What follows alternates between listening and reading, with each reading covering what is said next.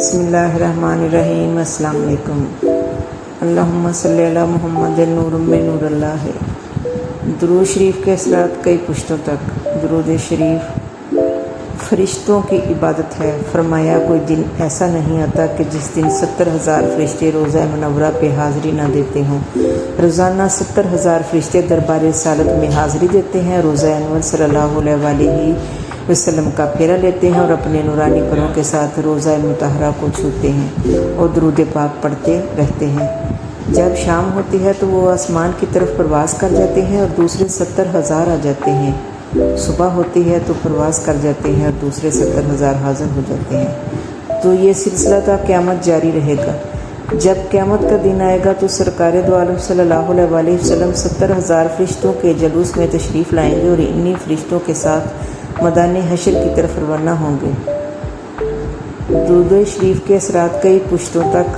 حضرت حذیفہ بن یمان محرم رازدار نبوت صلی اللہ علیہ وسلم سے مروی ہے کہ درود شریف کے انوار فائدے اولاد در اولاد کئی پشتوں تک پہنچتے رہتے ہیں۔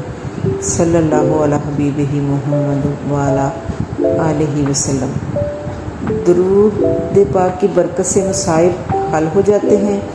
خواجہ توکل شاہ مبالوی نے فرمایا کہ ہم نے دیکھا ہے کہ بلائیں جب اترتی ہیں تو گھروں کا رخ کرتی ہیں، مگر جب درود شریف پڑھنے والوں کے گھروں پہ آتی ہیں تو وہ فرشتے جو درود شریف کے خادم ہیں اس گھر میں بلاؤں کو نہیں آنے دیتے، بلکہ ان کے پڑوس کے گھروں سے بھی دور پھینک دیتے ہیں۔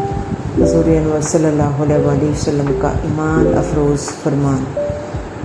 حضرت شاہ غلام علی دہلوی فرماتے ہیں کہ ایک دفعہ دوزخ کا خوف مجھ پہ غالب ہوا۔ میں عالم بالا میں سرور عالم صلی اللہ علیہ وسلم کی زیارت سے مشرف ہوا۔ حضور انور صلی اللہ علیہ وسلم نے فرمایا جو ہم سے محبت رکھتا ہے وہ دوزخ میں نہیں جائے گا۔